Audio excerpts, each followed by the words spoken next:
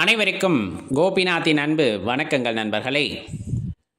தெய்வ ஆற்றலை நம்ம தேடி போகணுமா இல்லை தெய்வ ஆற்றல் நம்மை தேடி வரணுமா அப்படிங்கிற ஒரு விஷயம் ரொம்ப ஆழமாக எல்லாத்துக்குள்ளேயும் இருக்கும். அதை பற்றி தான் இந்த பதிவில் பார்க்குறோம். மறக்காமல் இந்த வீடியோ லைக் பண்ணிவிட்டு ஷேர் பண்ணுங்கள், முழுமையாக பாருங்கள், ஒரு புரிதல் உண்டாகும். பொதுவாக ஆரம்ப காலகட்டத்தில் இந்த தெய்வ சக்தி அப்படிங்கிறது மேலே ஒரு விதமான அபிப்பிராயம் நமக்கு உண்டு.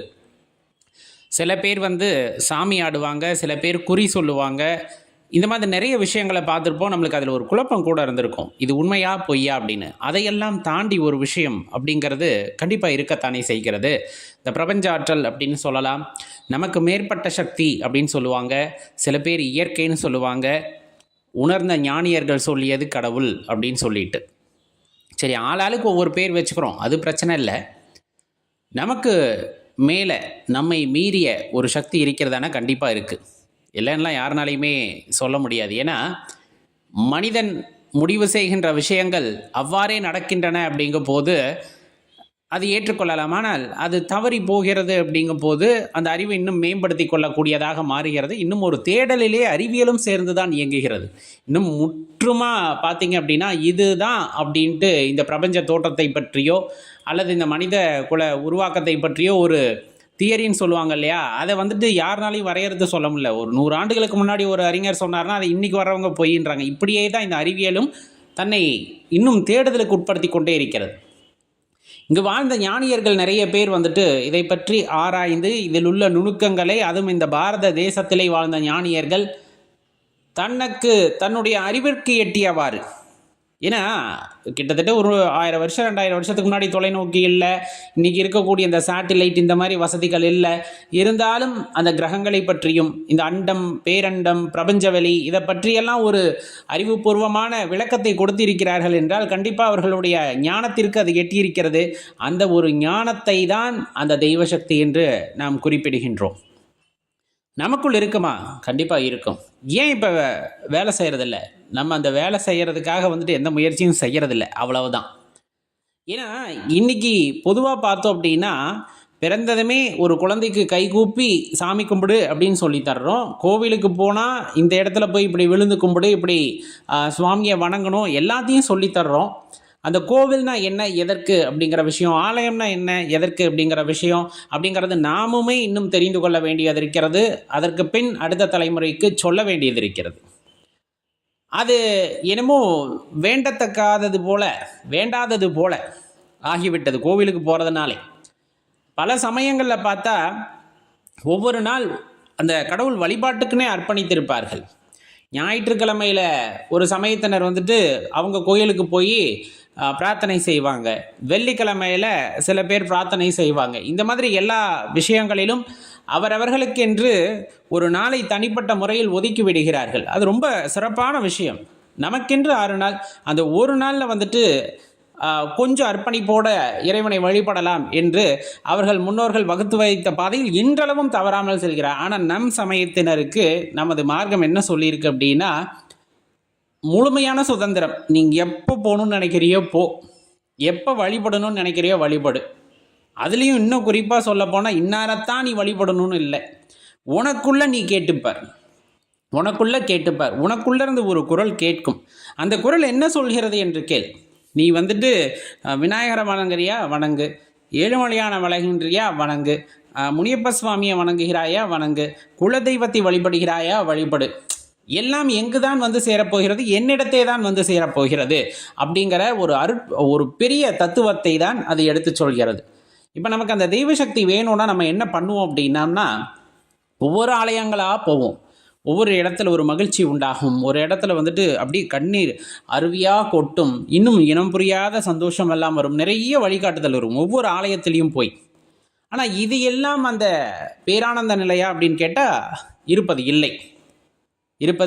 இல்லை. அந்த பேரானந்த நிலை அப்படிங்கிறது எப்போ உண்டாகும் அப்படின்னு இருக்கு இல்லையா, அது நாம் உணர்ந்து கொள்ளும் போது உண்டாகும். உதாரணத்திற்கு ஒரு சின்ன கதை. ஒரு இளைஞன் பிறந்தது முதல் எல்லா இடத்துலையும் பார்த்தீங்கன்னா இந்த கடவுள்னு கேட்டு இன்னும் நாத்திகவாதிகளோட பேச்செல்லாம் கேட்டு சரி அப்படி என்னதான்ப்பா இருக்குது அப்படின்னு தெரிஞ்சுக்கலான்ட்டு எல்லா இடத்துக்கும் சுற்றுப்பயணம் போகிறார்.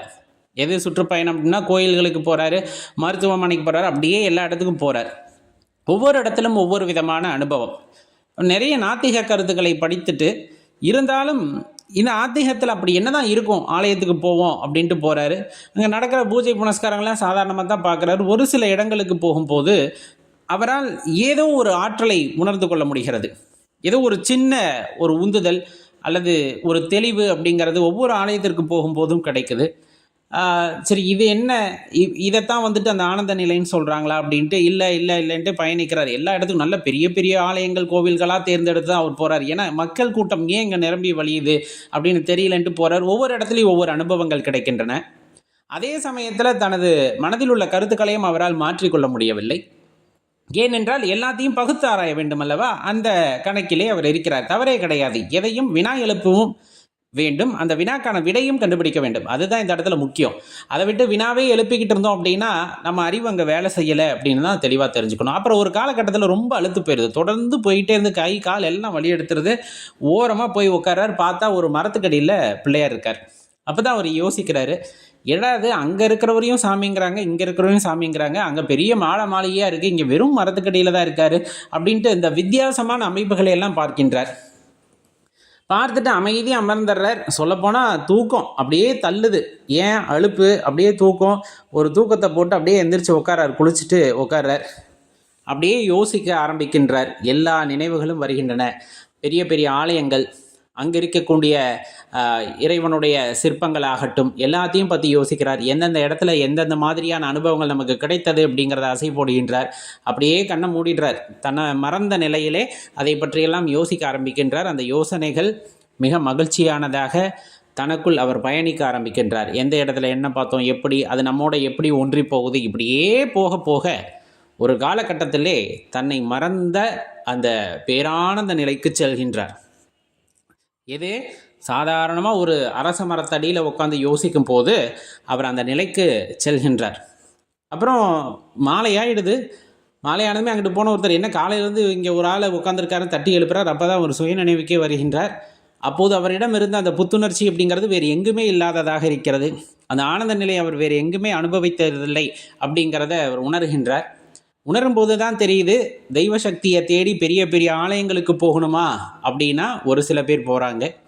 ஆனால் இந்த மாதிரி இடங்கள்லையும் கிடைக்குமாங்கிறதுக்கு உதாரணமாகவே அவர் இருக்கிறார். எந்த மாதிரினா, ரொம்ப எளிமையாக ஒரு அரச மரத்தடியில் உட்காந்து தன்னை மறந்த நிலையிலே தனக்குள் பல கேள்விகளை கேட்டுக்கொண்டு அதனூடே பயணிக்கும் பொழுதும் அந்த தெய்வ சக்தியை நம்மால் உணர்ந்து கொள்ள முடிகிறது என்பதை அவர் உணர்ந்து கொள்கின்றார். ஏதோ ஒரு சக்தி, தெய்வ சக்தின்னு அடியேன் கூறுகின்றேன், ஏதோ ஒரு சக்தியை நம்மால் உணர முடிகிறதுன்னு உணர்ந்துக்கிறார். ரொம்ப சந்தோஷமாக இருக்கார். சரிட்டு வீட்டுக்கு கிளம்பி போகிறார். அந்த வீட்டிலையும் போய் அப்படி பண்ணுனா கிடைக்குமான்ட்டு அதவே மனதில் நினைத்து கொண்டு மீண்டும் பல கேள்விகளை, ஆன்ம விசாரணை அப்படின்னு சொல்லுவாங்க, ஆத்ம விசாரணை, அதை செஞ்சுக்கிட்டு அப்படியே உள்ளே பயணிக்கின்றார். மீண்டும் அந்நிலையை அவரால் எய்த முடிகிறது. அப்போ தெரிந்து கொள்ள வேண்டிய விஷயம் அப்படின்னா, பெரிய பெரிய ஆலயங்களுக்கு செல்வது அவசியமான ஆரம்ப காலகட்டத்திலே அவசியமாகிறது. ஏன்னா ஒரு பள்ளிக்கூடத்துக்கு போனால் தான் ஆனாவனா கற்றுக்கிட்டால் தான் கல்லூரியில் போய் படிக்க முடியும். இந்த ஆற்றலை எடுத்த போதே உள்ளபடி நம்மால் உணர முடியுமா அப்படின்னா குரு வேணும் இல்லையா. அந்த காலத்தில் நம்ம சொல்லுவோம் குருகுலம் அப்படின்னு, அங்கே போனால் சொல்லி தருவாங்க. இப்போ அது இல்லை. அப்போ அதுக்கு பதிலாக ஆலயத்திற்கு போக வேண்டும். அங்கே இருக்கக்கூடிய நிலை, ஒவ்வொரு ஆலயமும் எழுப்பப்பட்டு இருப்பது பார்த்திங்கன்னா அங்கே இருக்க சக்தி நிலைகளை உணர்ந்து அதற்கு தகுந்தாற் போல் ஆகம விதிப்படி கட்டியிருப்பாங்க. அந்த ஆலயத்திற்கு போகும்போது எல்லாத்துக்கும் அனுபவம் ஏற்படாது. ஒரு சிலருக்கு ஒரு சில ஆலயங்கள்லேயே ஒரு சில அனுபவங்கள் ஏற்படும். ஒரு புத்துணர்ச்சியாக, ஒரு அதிர்ச்சியாக, எப்படி வேணாலும் இருக்கலாம். அதை உணர்வார்கள். அது அப்படியே அதனை தொடர்ந்து இது ஏன் உண்டானது அப்படிங்கிற அந்த கேள்வியோடு பயணிக்கும் பொழுது பல விடைகள் கிடைக்கக்கூடும். அதனை நம்முள் கேட்கும் பொழுது கண்டிப்பாக ஒரு உயரிய நிலை அடைய முடியும். அப்போ ஆலயங்கள் அடிப்படையில் தேவை அப்படின்னா அடிப்படையில் தேவை. ஒரு மனிதனுக்கு ஆன்மீக வளர்ச்சிகளே கோவில் அடிப்படையானது.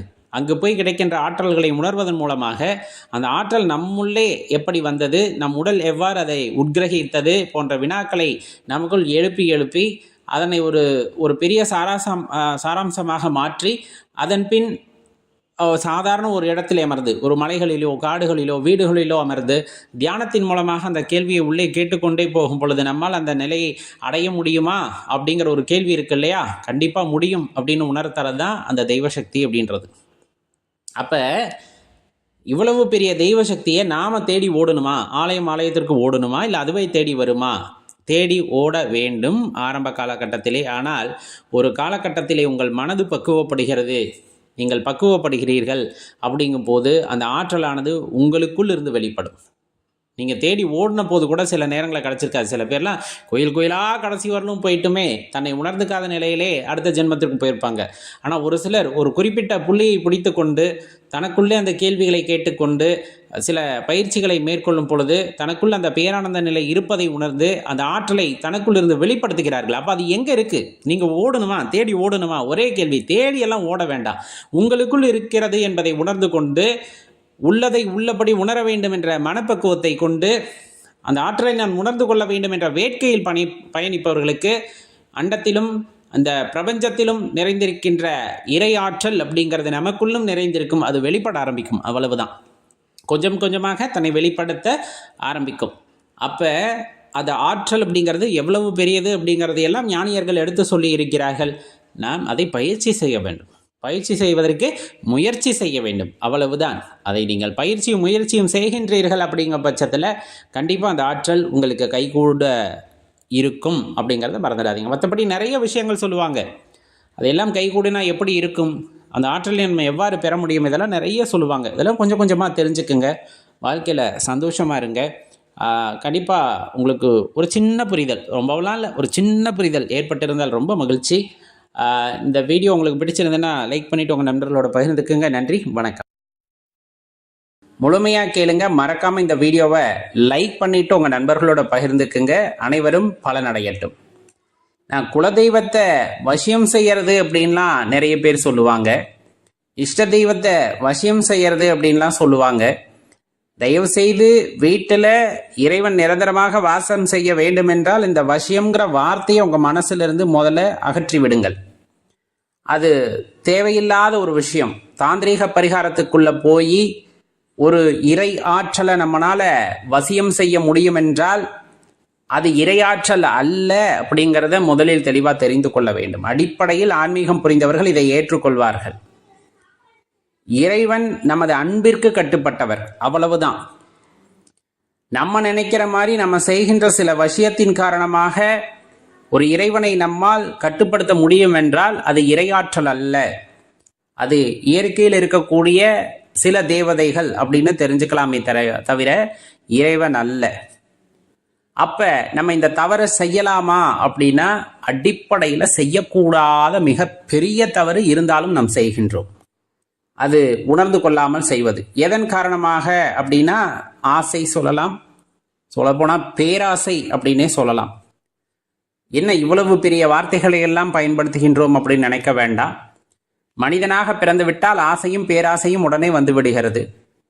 அப்ப எதை செஞ்சா அல்லது எதை குடித்தால் பித்தம் தீரும் அப்படிங்கிற மாதிரி என்ன செய்ய சொன்னாலும் செய்து கொண்டிருப்போம். தாந்திரீகம், மாந்திரீகம், இந்த மாதிரி எதையும். ஆனால் அது எதுவும் நிலையான இன்பத்தை தருவது இல்லை. இப்போ ஒரு வீட்டில் குலதெய்வம் நிலையா வாசம் செய்யணும், இஷ்ட தெய்வம் நிலையா வாசம் செய்யணும் அப்படின்னு நீங்கள் நினைச்சிங்கன்னா வீட்டில் இருக்கிற எல்லாத்துக்கூடையும் சந்தோஷமா நீங்கள் இருந்தீங்கன்னா மட்டும்தான் அந்த வீட்டில் லக்ஷ்மி கடாட்சம் அல்லது அந்த குலதெய்வத்தினுடைய நடமாட்டம் அப்படிங்கிறது இருக்கும். வீட்டில் இருக்கிற பெண்களுக்கு உயரிய மதிப்பு எவ்விடத்தில் கொடுக்கப்படுகின்றதோ அவ்விடத்தில் இறைவனின் அந்த அருட்கடாட்சம் அப்படிங்கிறது இருக்கும். பெண்கள் மட்டுமில்லை, அந்த வீட்டில் இருக்கக்கூடிய ஆண்களையும் சேர்த்து தான் சொல்லப்படுகிறது.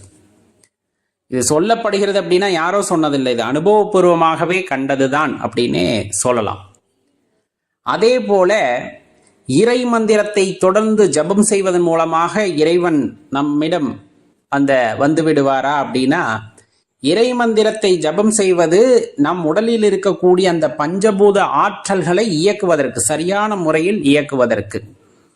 இந்த இயற்கையிலே இருக்கக்கூடிய இயற்கையே பஞ்சபூதத்தால் ஆனது தானே. இந்த பஞ்சபூத சேர்க்கையினால் உண்டாகக்கூடிய சில நல்ல அதிர்வுகள் நம் உடலை வந்து சேரும் பொழுது நம் உடலுக்கு அது ஒரு புத்துணர்ச்சியை கொடுக்கும். அப்ப அந்த புத்துணர்ச்சி வரும்போது எப்பவுமே சந்தோஷமா இருப்போம். அந்த சந்தோஷத்தின் காரணமாக இறைவன் எல்லா இடத்திலும் நிறைந்திருக்கிறார் என்பதை உணர்ந்து கொள்வோம். அப்போது உணரும் போது என்ன நினைச்சுக்கிறோம்னா அந்த இறைவன் நம்மிடம் இருக்கிறார் அப்படிங்கிறத உணர்ந்துக்கிறோம். அடிப்படையில விஷயம் என்னன்னா மகிழ்ச்சி அப்படிங்கிற ஒரு விஷயம். அதே போல அந்த அன்பு அப்படிங்கிற ஒரு விஷயம், ஒரு பிற உயிர்கள் மீது நீங்கள் இரக்கம் எப்பொழுது காட்ட ஆரம்பிக்கின்றீர்களோ அப்பொழுதே இறைவன் உங்களுள் வந்து விடுகின்றார். உங்களுள் வந்து விடுகிறார்னா இல்லாம இருந்தாரானா கிடையாது, உங்களுள் இருந்து வெளிப்பட ஆரம்பித்து விடுகின்றார். எவ்விடத்தில் அன்பு இல்லாமல் போகிறதோ அவ்விடத்தில் இறைவன் தன்னை மறைத்துக் கொள்கின்றார். அவ்வளவுதான், எளிமையா தெரிஞ்சுக்கங்க. அப்ப குலதெய்வமாகட்டும் இஷ்ட தெய்வமாகட்டும் நம்ம வீட்டில் நிரந்தரமா வாசம் செய்ய வேண்டும் என்றால் சுத்தமான அன்புடையவராக நீங்கள் இருத்தல் வேண்டும்.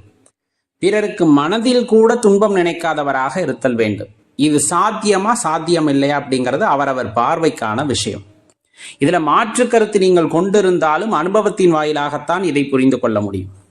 அப்ப சிலர் உடலில் வந்துட்டு குலதெய்வம் இறங்கி வந்து பேசுகிறார்கள்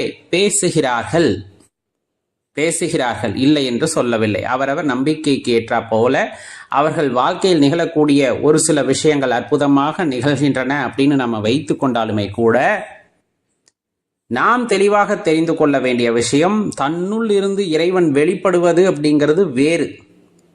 அன்பின் வாயிலாக வெளிப்படுவது, இறைவன் வெளிப்படும் பொழுது அவ்வுடலில் இருக்கக்கூடிய உயிர் அந்த இறைவனுடன் இரண்டர கலந்த நிலையிலே இருக்கும் பொழுது அது எவ்வினையும் மாற்றாது. தனது பார்வையாலே தனது அன்பை வெளிப்படுத்தக்கூடிய தன்மைக்கு வந்துவிடும். எந்த உயிரையும் கஷ்டப்படுத்தக்கூடாது என்ற எண்ணமும் அதனுடனே சேர்ந்து வரும். இப்படிப்பட்ட ஒரு நிலையை நாம் அடைகின்றோம் அப்படிங்கும் போது நம்முள் அந்த இறை சக்தி மேன்மை அடைந்து இருக்கிறது அப்படிங்கிறத தெளிவாக தெரிந்து கொள்ள வேண்டும். இப்போ உண்மையான இறைவனை நோக்கிய பயணத்தில் நாம் செல்கின்றோம் அப்படிங்கும் போது அன்பு அப்படிங்கிறது உயர்ந்த நிலையில் இருந்தால் மட்டும்தான் இறைவனை உணர முடியும். நமது வீட்டிலே இறைவன் வாசம் புரிவார். அவர் நீக்கமர நிறைந்த சக்தி, எல்லா இடத்திலும் வியாபித்திருக்கின்ற சக்தி. ஆனால் எல்லா இடத்திலும் வெளிப்படுத்துவது இல்லை. தான் இருப்பை எல்லா இடத்திலும் வெளிப்படுத்துவது இல்லை. எவ்விடத்தில் இறைவன் தன்னை வெளிப்படுத்திக் கொள்கிறார் என்றால் மீண்டும் கூறுவதுதான், எவ்விடத்தில் அன்பு நிறைந்திருக்கிறதோ அவ்விடத்தில் தான் இறைவன் தன்னை வெளிப்படுத்திக் கொள்கின்றார் அப்படிங்கிறத தெளிவாக புரிஞ்சுக்கிட்டோம் அப்படின்னா நம்ம இதன் மூலமாக சூட்சமமாக நம்ம உணர்ந்துக்கலாம். இறைவனை வீட்டில் நிலையாக, அதாவது இறைவன் வீட்டில் நிரந்தரமாக வாசம் செய்வதற்கு என்ன செய்ய வேண்டும் என்ற கேள்விக்கான பதில் உங்களுக்கு கிடைத்து.